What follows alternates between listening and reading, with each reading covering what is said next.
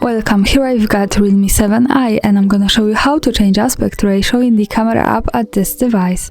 So at first we have to tap on the camera button to open it, and for now we are in the standard photo mode. From here let's go to the right corner to this button. When we pick it, we get access to 3 other buttons we can manage.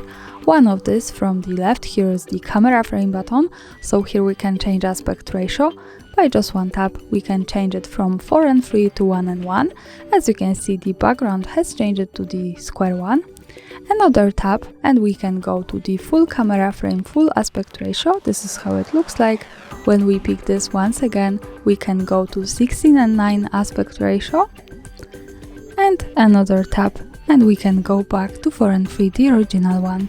And that's all. This is how to change this. Thanks for watching, subscribe our channel and leave the thumbs up.